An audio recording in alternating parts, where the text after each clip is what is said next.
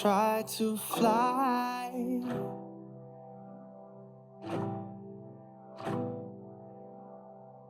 Друзья, приветствую вас на своем канале. С вами Ксюша, и сегодня у нас с вами пересадка орхидеи.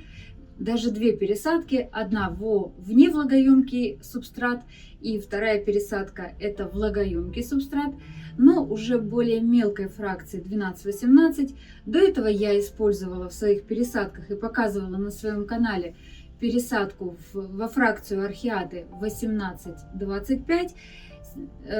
Возможно, кому-то не особо комфортно пересаживать в самую крупную фракцию орхиаты, поэтому я предлагаю сегодня вам субстрат, который будет состоять из орхиаты более мелкой фракции и с добавлением влагоемких компонентов. Для этого нам понадобятся две прекрасные мои орхидеи.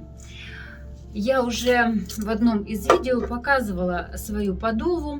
Она у меня тогда только растила свой цветоносик. Сейчас она уже, видите, во-первых, у нее корневая система переросла уже объем этого горшка.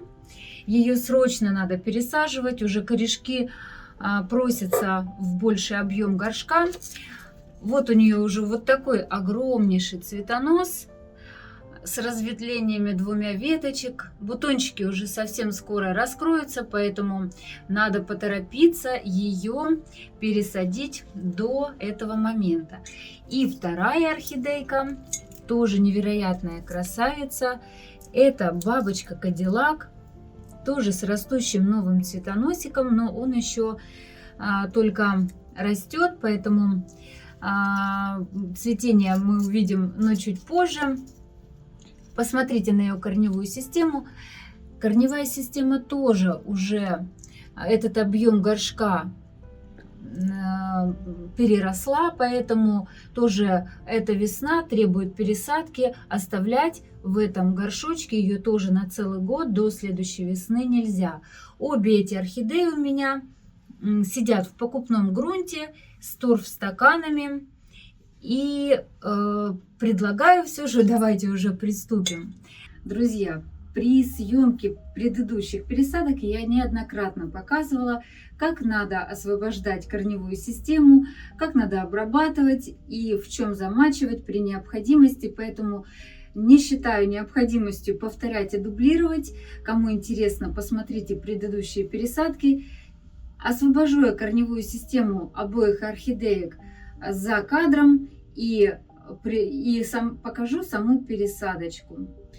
Для пересадки нам понадобится орхиата фракции 12-18. Как я уже говорила, мы сегодня будем использовать именно эту фракцию, потому что не всем подходит фракция 18-25, как я уже поняла в комментариях.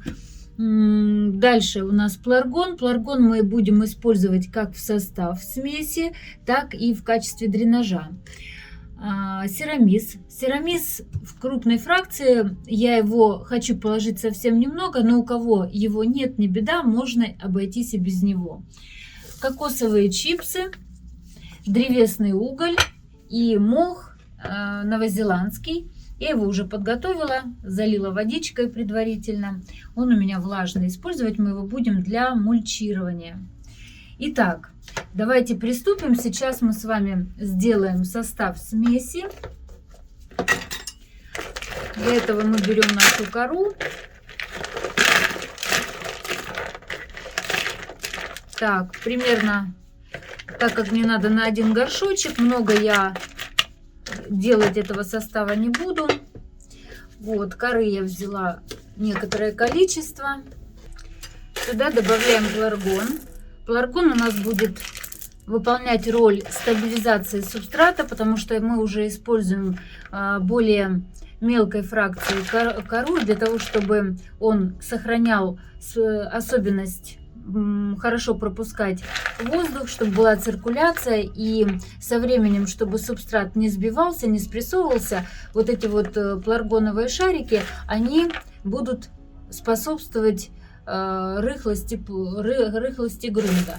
Вместо пларгона можете использовать керамзит. Если не можете нигде достать пларгон, используйте смело керамзит. Просто выбирайте. Сейчас есть возможность выбрать в магазинах разной фракции керамзит. Его стали тоже продавать разные фракции, поэтому смело используйте керамзит. Значит, процентов 10 примерно должно быть от того количества коры, которую вы взяли. Сюда же мы добавим как я уже сказала, что наш субстрат будет влагоемкий, кокосовые чипсы будут нам давать влагоемкость субстрату. Кокосовые чипсы еще, помимо всего, они тоже стабильным делают грунт, не дают сбиваться кусочком коры, хорошо проводит воздух. Отличный компонент. Корни орхидеи очень любят этот компонент. Я уже за годы использования кокосовых чипсов уже заметила, насколько корешки хорошо воспринимают в составе субстрата этот компонент. Кокосовых чипсов берем примерно процентов 20 от этого объема. Теперь древесный уголь. Я его заранее тоже уже подготовила той необходимой фракции. Древесный уголь нам понадобится, как я уже говорила, для того, чтобы он как антисептик, чтобы никакая патогенная флора не развивалась у нас, и уголь работал как антисептик. Уголечек мы берем примерно 5-8%. Так, серамиса, как я сказала, я добавлю, но если у вас его нет, можете его не использовать, это не обязательно. Мне просто нравится тоже этот компонент в посадке, немного, совсем чуть-чуть. Так, ну, собственно, это и все. Видите, да, что мы тоже использовали немного компонентов. У нас кора — это основной объем заняла. Кокосовые чипсы для влагоемкости, пларгон для стабильности, уголь для чтобы как антисептик, ну, серамис тоже для влагоемкости и стабильности используется. Ну вот, собственно, это и весь состав. Мы все уже подготовили к посадочке наш субстрат. В одном из видео я уже прикрепляла табличку, какие необходимо соблюдать требования, когда мы составляем субстраты, смеси для посадки орхидей. Сейчас я также продублирую эту табличку. При составлении этого вида субстрата мы соблюли все те же требования, которые необходимы. Итак, смесь мы с вами составили. За кадром, как я уже сказала, я подготовила орхидею. Сейчас мы будем именно в эту смесь мы будем пересаживать нашу подову. Видите, прекрасная корневая система. Я единственное, что сделала, это я только убрала старый субстрат. Сейчас дальше буду показывать, что надо делать. Помните, что все поврежденные участки, если случайно корешочки повредили, или же если вы отрезали гнилые корешочки, обрабатываем корицей или толченым угольком, вот, природными вот этими средствами. И при необходимости, если корневая система не очень хорошая, применяем на 20-30 минут Magnicure Energy. Около 3 часов просушиваем и только потом приступаем к посадке. Я, как вы видите, не только даже этого делать не буду, поскольку корневая система очень хорошая. Я даже иссекатор, ножнички не взяла в руки, потому что даже удалять не понадобилось ни одного корешка. Если у вас вот эти, вы видите, да, вот у меня остатки старой коры, они сильно приросли. Если у вас та же ситуация, не отрывайте, не травмируйте корневую систему. Вот эти небольшое количество старого субстрата можно оставлять. Никакого вреда от этого не будет. Смотрите, вот видно, да, что поверхностные корни у орхидеи уже хорошо развиты. Поэтому так называемые воздушные корни, они у меня были уже над поверхностью субстрата. Для того, чтобы, сейчас я повыше подниму, чтобы света, возможно, было больше и вам было виднее. Сегодня у нас дождливый день, не очень, может быть, хорошо видно из-за того, что пасмурно. В общем, смотрите, корневая система, вот эта вот светленькая, это она у нас была уже над поверхностью субстрата. Прежде чем, да, еще забыла все же рекомендацию такую дать, прежде чем достать орхидейку из горшочка, всегда ее замочите на 20-30 минут, чтобы корешки стали более гибкими и хорошо либо выходили из горшочка, либо потом хорошо поддавались вам, когда вы с ними будете работать, чтобы они были гибкими и минимально вы их травмировали. Вот эти светлые корешочки, это те корни, которые у меня были уже над поверхностью горшка. Они у меня не напитались водой и остается вот такого вот серебристого цвета. Я их не хочу оставлять над поверхностью. Я, конечно, буду их помещать в субстрат, а для этого нам понадобится убрать вот этих два нижних листочка, для того, чтобы заглубить орхидейку. Так, сейчас мы к этому и приступим. Сейчас я буду, конечно, все делать аккуратно, поскольку у нас растущий цветонос, а места на балконе у меня не так много, поэтому все делаем аккуратно.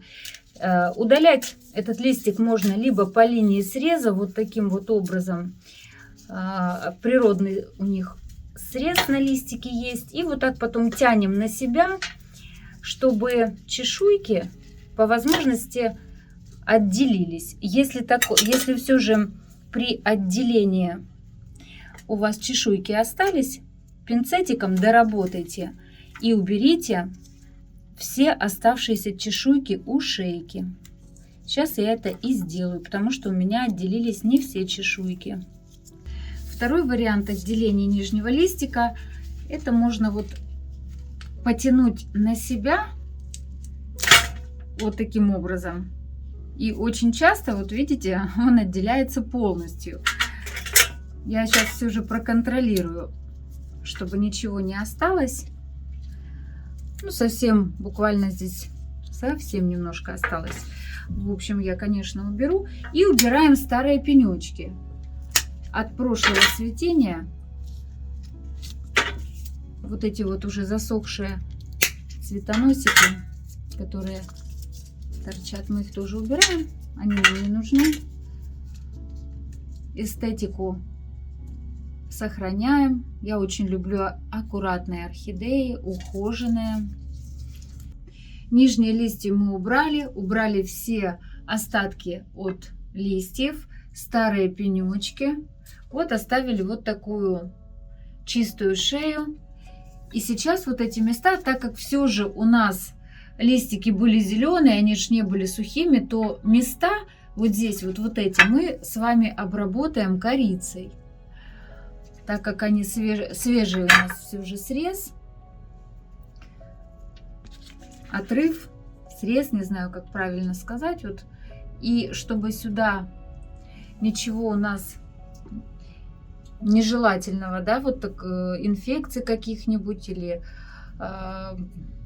патогенных каких-то организмов не попало, мы это обработаем. Все. Корневая система и шейка у нас готова к посадочке. Предыдущий горшочек у нас был 12 диаметра.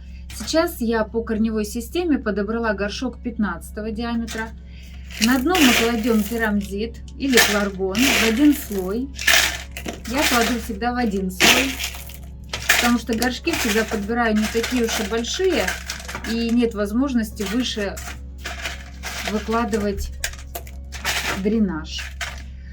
Вторым слоем вы можете положить чистые кусочки коры, но я этого делать не буду. Я сейчас сразу буду помещать орхидейку, потому что когда мы будем засыпать сейчас горшочек субстратом, какое-то количество коры будет проваливаться и помещаться на дно. Ну вот, расположила я орхидейку в горшке. В прошлых видео я забывала упомянуть о том, что когда вы пересаживаете орхидею с цветоносом, вы ориентируетесь на посадку орхидеи не на цветонос, не то, как он расположен вам красиво или некрасиво в этой посадке, а исключительно на розетку. То есть розетка должна быть максимально выставлена по центру и по возможности вертикально. Потому что цветонос это у нас временное явление, а орхидеи мы пересаживаем на, примерно на пару лет ближайших. Поэтому ориентир весь держим на розеточку. Все воздушные корни я поместила. Как вы видите, корневая система у нас где-то на пару сантиметров меньше от объема горшка. И начинаем засыпать субстратом. Так, делать я это буду вот таким образом по кругу. Немножко я буду все же постукивать по... Это не для того, чтобы утрамбовать, а так, чтобы они прошли все компоненты через корешочки. Когда вы освобождаете орхидею от старого субстрата, оставляйте какое-то количество самых красивых кусочков коры и используйте их в новой посадке для того, чтобы заселить ту микрофлору, которая была у нас и к которой орхидейка привыкла, для лучшей адаптации уже в новом субстрате.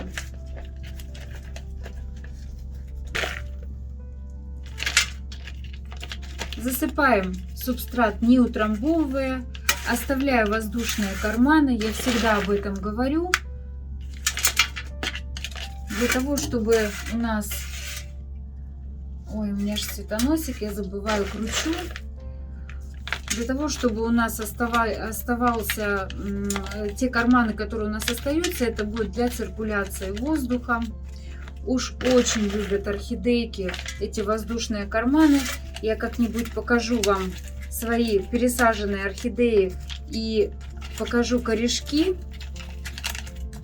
Такие жирненькие, красивые, которые она пускает в новом субстрате. При помощи палочки я все же, знаете, вот так вот, вы уже, наверное, это заметили, да, в прошлых видео, я не утрамбовываю, а даю возможность немного вот так вот протиснуться нашему субстрату. Вот мне просто не очень удобно, да, вот у меня цветонос длинный и места мало, боюсь сломать его. Вот таким образом.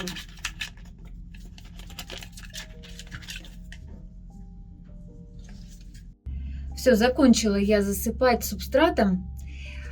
Рекомендую вам оставлять какое-то количество корней у стенок, для того, чтобы по ним ориентироваться, когда вам надо поливать, чтобы вам было видно, что когда они становятся серебристые, как сейчас вот эти корешочки.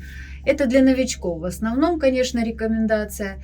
Как вы видите, я оставила вот эти зазоры. Вот таким образом у нас выглядит сейчас посадка. Орхидейке, я уверена, будет комфортно адаптироваться. Вот, и осталось нам только положить мульчу. В качестве мульчи я использую мой любимый мох, который новозеландский, очень хорошего он качества. Видите, какие прям пушистые веточки мха. Качество отличное у этого мха. Вы видите, да, что все воздушные корни у нас сейчас уже будут субстратными корешками, уже не воздушными. Субстратные корни отличаются от воздушных количество слоев веломена. только этим. Но когда воздушные корни мы помещаем в субстрат, и они становятся субстратными, то они адаптируются уже, у них, как правило, уже меньше слоев веламина, потому что нет необходимости накапливать столько воды из воздуха, и количество слоев веламина становится меньше, и диаметр как бы таких корешков уже в субстрате меньше. Вот этим и отличаются у нас корни субстратные от корней воздушных. А так-то они по строению абсолютно одинаковые. Как я уже говорила, мох у нас, не знаю, стоит ли повторять или нет, выполняет функцию фильтра, потому что если мы используем жесткую воду, проходя через мох, вода становится мягкой, потому что соли жесткости у нас остаются на мхе. Но такой мох мы меняем с регулярностью 3-4, один раз в 3-4 месяца. Также мох препятствует выходу, испарению влаги. Таким образом у нас корешки выпивают воду, а не испаряется. Да, вот. И еще что? Еще корешки очень любят этот мох, и из шейки формируются новые молоденькие корешочки, потому что они тянутся к влажному мху. И дополнительная влага у растения, когда мы полили, мох намок, и дополнительная влага создается какое-то время у основания растения. Некоторые используют еще кокосовое волокно. У меня тоже есть, вот, например, орхидейка, вот она, вот посмотрите, вот стоит у меня с кокосовым волокном. Вот тут у меня моя красавица Филадельфия, вот эта вот девочка, я вам ее тоже скоро в обзоре покажу, она сейчас в полном распуске. Она у меня тоже здесь и с кокосовым волокном, и немножко мха я положила, потому что все же хотела создать дополнительную влагу вот этим воздушным корешкам. В общем, вот таким образом эту посадочку мы с вами завершили. Сейчас приступим ко второй орхидейке и посадим ее в невлагоемкий субстрат. Ну что ж, приступим к пересадке следующей орхидеи. Будем использовать субстрат невлагоемкий. Этой орхидейке тоже есть необходимость удалить нижние листья. Этот процесс так и просится, потому что вы видите, что есть воздушные корешки, и прям хочется углубить немножечко орхидейку, а для того, чтобы углубить, нам надо убрать эти листики. Я уже показывала, как это делать, поэтому сейчас сделаю это за кадром, и дальше мы с вами продолжим. Удаляем тоже старые пенечки. У меня эта орхидея не так давно в моей коллекции. Я купила ее перед зимой. Или же, не помню, ли первый месяц зимы уже был. Ну, в общем, совсем недавно. И покупала ее цветущей в мутации бабочки. Бабочка очень красивая. Это цветение у нее домашнее будет первое. Это для меня большая интрига, потому что мутация бабочки — это всегда все же лотерейка. Поэтому я с нетерпением жду ее цветения. Обязательно вам покажу, когда она расцветет. Ну, в общем, смотрите, нижние листики мы убрали для того, чтобы заглубить орхидею, чтобы она у нас не болталась над поверхностью субстрата. Убрали старые пенечки. Корневая система, вы видите, прекрасная. Я тоже практически ничего здесь необходимости убирать не было. Вот, вы убирайте, если у вас есть необходимость, и обрабатывайте обязательно. Сейчас еще вот здесь увидела один корешок. Так, теперь, так как мы садим в невлагоемкий субстрат, на дно мы в любом случае будем использовать керамзит или же флоргон в один слой.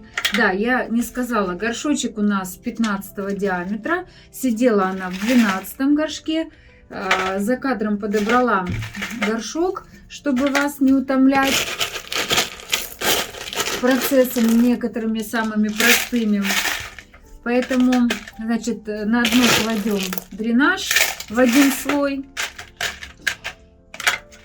И начинаем высаживать нашу орхидейку по центру горшочка горизонтально. Разместила я орхидею, так как мы с вами садим вне влагоемкий субстрат, поэтому использовать мы будем всего один компонент дополнительный к коре, это древесный уголь. В любом случае он нам понадобится для, как я говорила, как в качестве антисептика мы его применяем. Ну и кора как основной единственный компонент в посадке. Я взяла кору свою орхиату фракции 18-25. Если же вы будете использовать фракцию меньше, 12-18, например, добавьте для стабилизации керамзит или пларгон. Это для стабилизации. Влагоемкости он особо добавлять не будет, этот компонент. Есть у меня еще вот такая кора. Это кора производитель Оби. Все, кто живет в Украине, этот производитель знают, это украинская кора. Она у меня есть, но я ее не использую. Некоторые девочки в комментариях просили меня показать пересадку именно с этой корой. Но я, к сожалению, эту кору не использую для посадок своих орхидей. Уж больно она не влагоемкая. Она очень не влагоемкая.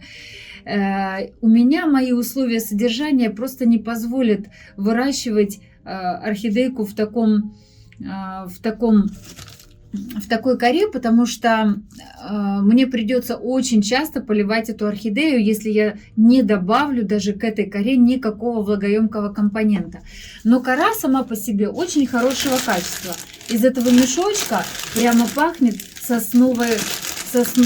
лесом таким, знаете, сосновый аромат идет из нее. Кора чистая, хорошая, но я ее покупаю. И знаете, куда я ее применяю? Я ее кладу в качестве вот второй слой после дренажа.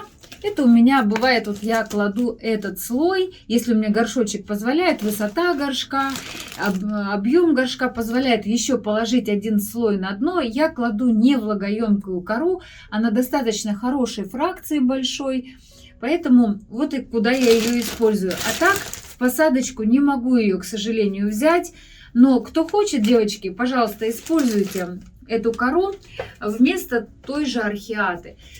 Как я использую фракцию крупную, вот такую вот, поэтому давайте приступим.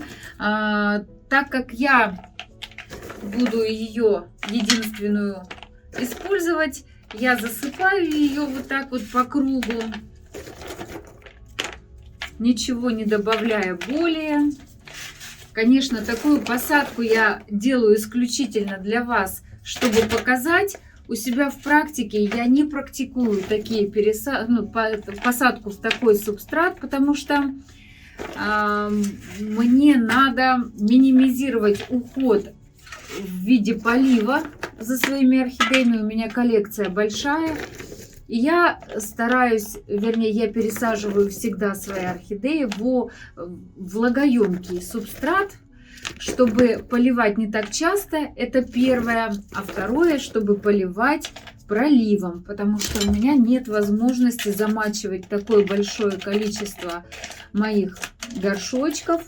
Когда я сажу во влагоемкий субстрат, мне достаточно проливом, без замачивания, потому что как поливать свои орхидеи, потому что когда я поливаю проливом, вот эти вот влагоемкие компоненты, они смачиваются. А как вы видели, в прошлых пересадках я показывала, я добавляю достаточно много мха, и его количество вполне достаточно, чтобы водичка, пройдя через нее, мох напитывается и потом отдает постепенно влагу корешкам. Поэтому мне важно подобрать посадку таким образом, чтобы минимизировать уход за своими растениями. Ну и, конечно же, мне подходит влагоемкий субстрат, потому что у меня досветка в течение всего года. Вот у нас, видите, вот мы сейчас с вами снимаем. На улице у нас 5 часов. У нас уже май месяц на носу. Но сегодня, как я уже говорила, у нас дождливо. Но подсветка у меня работает. Я досвечиваю по необходимости свои растения. Вот если сегодня погода прям и просится включить лампы, то я это делаю. Я заговорилась с вами, рассказывая вам, и совсем забыла, увлеклась и забыла, что те кусочки, которые мы с вами забираем с прошлой посадки, мы добавляем в новую посадку, в новый субстрат. Вы видите, насколько мелкая кора, какая фракция мелкая. Я даже думаю, что это чуть ли не 6-9 фракций использует производитель, когда пересаживает в новый субстрат орхидейку. Поэтому вот это вот маленькие вот эти кусочки мы сейчас добавим. Здесь, кстати, есть тоже попадаются кусочки кокосовых чипсиков, я вижу, производитель использует. В общем, мы добавляем эти кусочки, заселяем микрофлору, которая была у нас в прошлой посадочке. Орхидейка таким образом быстрее у нас с вами примет новый субстрат и размножится эта микрофлора в новом горшочке. Также мы с вами кладем древесный уголь.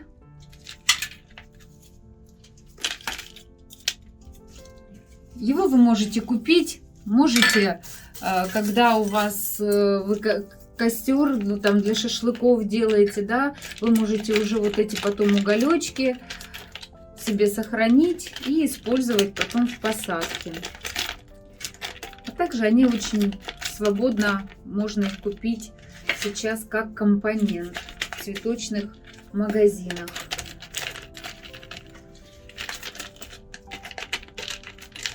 Я постоянно повторяю, да, для чего это надо, потому что каждый раз зрители добавляются новые, которые не смотрели еще предыдущее видео, поэтому мне приходится дублировать эту информацию. В общем, этот компонент мы добавляем как антисептик. Все, и до конца засыпаем корой. Вот мы закончили с вами засыпать корой. Повторяюсь, видите, да? Не утрамбовываем. Оставляем вот такие вот красивенькие, удобные для корешков кармашки. Сверху мы с вами сейчас положим мох. Как я уже говорила, для чего он нужен. Но у меня есть к вам рекомендация. Те, кто не использует досветку в зимний период, вот этот мох на зиму убирать. Потому что если вы не используете досветку, то мох будет препятствовать выходу, испарению влаги из горшочка. Потому что без досветки орхидея перестает впитывать влагу так, как она должна в том объеме впитывать. Она уже не впитывает, корешки засыпают, орхидейка переходит в состояние покоя. И если влага будет стоять, а корешки не работают, то это приведет к загниванию корневой системы. А если вверху еще и лежит мох, он тоже, как подушка такая, препятствует испарению. Мало того, что орхидея корнями не пьет в том объеме воду, плюс она еще не испаряется за счет того, что лежит мох. Поэтому на зимний период вот этот мох я вам рекомендую убирать с поверхности горшочка. На летний период оставляйте для тех целей, которых которые я вам уже говорила. Вот таким образом мы пересадили орхидейку в невлагоемкий субстрат. Все очень просто, никакой сложности.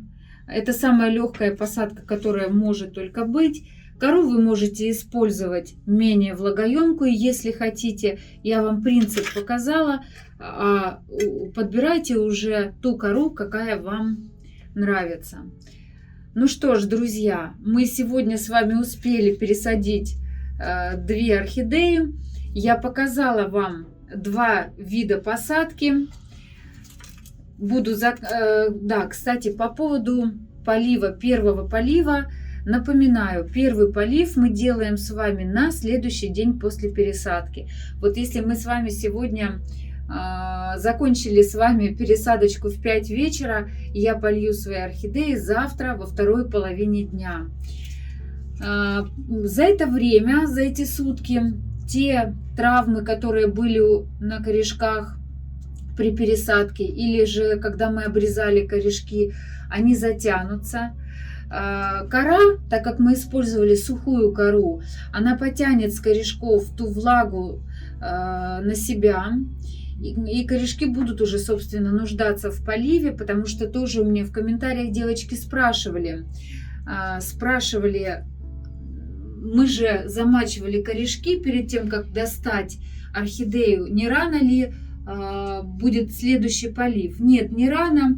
Замочить можно на 15-20 минут на следующий день, потому что, как я сказала, сухая кора, она на себя возьмет ту влагу, которая уже была в корешочках.